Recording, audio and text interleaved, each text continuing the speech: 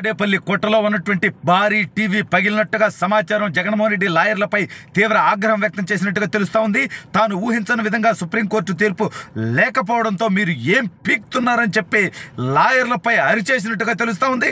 అసలు జగన్ సుప్రీంకోర్టులో ఎటువంటి తీర్పు వస్తుందని ఊహించాడు, మరి లాయర్లు దానికి ఏం చెప్పారు అనేది ఈ వీడియోలో వివరించబోయే ముందుగా ఇప్పటి వరకు మన ఛానల్ సబ్స్క్రైబ్ చేయని వాళ్ళు ఖచ్చితంగా సబ్స్క్రైబ్ చేయండి, మరో 10 మందితో చేయించండి. ఇక విషయానికి వస్తే, జగన్మోహన్ రెడ్డికి ఆవేశం వస్తే, కోపం వస్తే తను చేసేటువంటి ఏకైక పని టీవీ పగలగొడతాడని చెప్పి మార్కెట్లో టాకు. అది నిజమో అబద్ధమో, అవునో కాదో, బట్ టాక్ అయితే గట్టిగా ఉంది.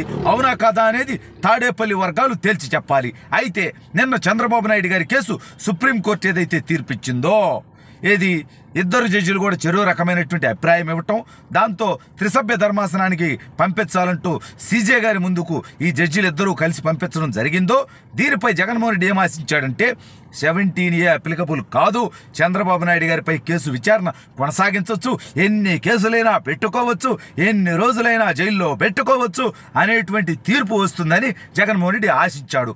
తన లాయర్లు, తన వంది మాగదులు వీళ్ళందరూ కూడా అదే మాటలు చెప్పారు. అబ్బా మనం గెలిచేస్తాడాం, మనం పీకేస్తాడాం, మనం పొడి చేస్తాడాం అని. ఎందుకంటే జగన్మోహన్ రెడ్డి నుంచి గత 4.5 సంవత్సరాలు ఎవరన్నా బాగుపడ్డారంటే నా రాష్ట్ర ప్రజలు ఒకసారి ఆలోచించండి. కేవలం లాయర్లు బాగుపడ్డారు. అది కూడా లాయర్లు అంటే మొత్తం లాయర్లు కాదు, వాళ్ళందరూ కక్ష కడతారు మేమట బాగుపడ్డామని చెప్పి. వాళ్ళు కాదు, కేవలం జగన్మోహన్ రెడ్డికి ఈ ప్రభుత్వం చేసేటువంటి అక్రమాలకు అండగా నిలిచేటువంటి కేసుల విషయంలో వాదించేటువంటి కింద స్థాయి లాయర్ల దగ్గర నుంచి, హైకోర్టు దగ్గర నుంచి సుప్రీంకోర్టు లాయర్ల దాకా జగన్మోహన్ రెడ్డి కోసం పనిచేసేటువంటి, ఈ ప్రభుత్వం కోసం పనిచేసేటువంటి లాయర్లు బాగుపడ్డారు. కేసులు ఓడిపోతామని తెలిసినా కింద కోర్టులో పోతే పై కోర్టుకి, పై కోర్టులో పోతే హైకోర్టుకి, హైకోర్టులో పోతే సుప్రీంకోర్టు దాకా లాయర్లను పెట్టి వాళ్ళకి వేలాది కోట్ల రూపాయల ప్రజాధనాన్ని దోచిపెట్టాడు. అయితే నిన్నటి చంద్రబాబు నాయుడు గారి కేసులో సుప్రీంకోర్టు అటువంటి తీర్పు వచ్చిన తర్వాత, అరే మనం అనుకున్నది జరగలే, చంద్రబాబు నాయుడు గారిని జైల్లో పెట్టి ఎన్నికలు చేసుకుంటే కాస్త కొస్త అవకాశం ఉంటుంది. ఇవాళ ఆయన బయట ఉంటే, ఆయన ప్రజల్లోకి వెళ్తే జగన్మోహన్ రెడ్డి అవినీతి, అరాచకాలు, దుర్మార్గాలు, దోపిడీ ఈ రాష్ట్రాన్ని ఏ విధంగా విధ్వంసం చేశాడనేది ప్రజల్లోకి తీసుకెళ్తే ఓడిపోతానని భయపడుతున్నటువంటి జగన్మోహన్ రెడ్డి ఇవాళ అనుకున్నది జరగలేదనేటువంటి ఫ్రస్ట్రేషన్తో తాడేపల్లి కోటలో ఉండేటువంటి 105 అడుగుల భారీ టీవీ, అది కూడా లండన్ నుంచి తెప్పిస్తా అంట. మరి భారతదేశంలో అది దొరుకుద్దా లేదా మనకు సమాచారం ఉండకపోయినప్పటికీ, అదేమన్నా ప్రత్యేకమైనటువంటి మోడల్ ఏమో, లేదా ఏదైనా కంపెనీ ఏమో, అదే దొరకదేమో, మొత్తాన్ని లండన్ నుంచి తెప్పించుకుంటా అంట ప్రత్యేక విమానంలో. ఆ టీవీ కూడా అది పగలగొట్టినట్టుగా సమాచారం. లాయర్లపై తీవ్ర ఆగ్రహం వ్యక్తం చేస్తూ వేలాది కోట్ల రూపాయలు మీకు ఇస్తా ఉంటే, దోచి పెడతా ఉంటే, మీరు ఈ రకంగా చేస్తే ఎట్లాగా అని తెగబడితే, అందులో లాయర్లు అక్కడేమీ మాట్లాడలేక, ఎందుకంటే ఇతని గురించి తెలుసు, వాళ్ళ బాబాయికి ఎటువంటి పరిస్థితి వచ్చిందో అందరికీ తెలుసు ఈ రాష్ట్ర ప్రజలకి. కాబట్టి వాళ్ళల్లో వాళ్ళు గుసగుసలాడుకుంటూ ఇతను లక్షలాది కోట్లు దోచుకుంటుంటే, దాన్ని అంతటిని కూడా మనమే ఎట్టాగుట్టా కేసులు కోర్టుల్లో వాదిస్తాం కదా, మనకేదో ఎంతో కొంత చిల్లరేసి అతను చెప్పింది అలా చేయాలంటే ఇక్కడ ఒక చట్టం ఉంది, ఒక రాజ్యాంగం ఉంది, ఒక న్యాయ వ్యవస్థ ఉన్నది. ఇవన్నీ పట్టించుకోకుండా అతని ఇష్టం వచ్చినట్టు తొగలక పనులు చేసేసి వాటన్నింటినీ మనల్ని కోర్టుల్లో నిలబెట్టమంటే ఎట్టా కుదురుద్ది అని చెప్పి వాళ్ళలో వాళ్ళు చెవులు కొరుక్కున్నట్టుగా సమాచారం.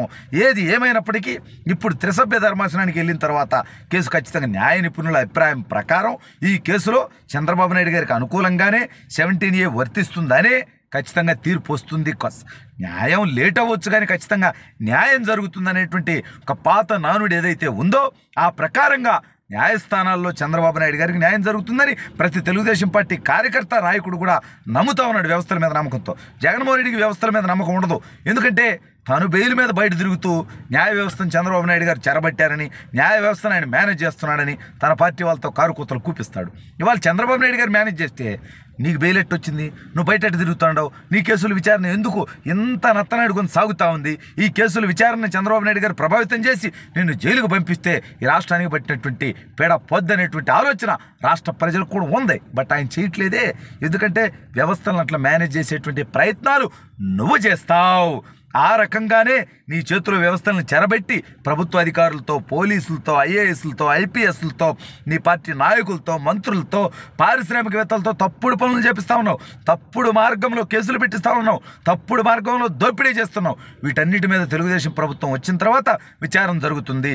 ఆ రోజు నువ్వు ఎట్లాగో వేల కోట్లు లక్షల కోట్లు ఉన్నాయి, అవసరమైతే విదేశాలకు పారిపోతావు, లేదా గతంలో 16 నెలలు జైల్లో ఉన్నావు కాబట్టి మళ్ళీ జైలుకు పోవటానికి నువ్వేమో ఆలోచించవు. కానీ నిన్ను నమ్ముకొని ఈ తప్పుడు పనుల్లో, తప్పుడు కేసుల్లో, తప్పుడు వ్యవహారాల్లో భాగస్వాములైనటువంటి ప్రభుత్వాధికారులు, పోలీసులు, ఐఏఎస్లు, ఐపీఎస్లు, నీ పార్టీ నాయకులు, పారిశ్రామికవేత్తలు ఏమైపోతారనేది ఒక్కసారి వాళ్ళు ఆలోచించుకోవాలి. జగన్ని నమ్ముకొని గతంలో అనేక మంది జైలు పాలయ్యారు, ఇప్పటికీ కోర్టుల చుట్టూ తిరుగుతున్నారు. ఇతన్ని నమ్ము తప్పుడు పనులు చేస్తే రాబోయే రోజుల్లో మీరు జైలుకి వెళ్తారు, మీరు కూడా కోర్టుల చుట్టూ తిరగాల్సినటువంటి పరిస్థితి వస్తుంది.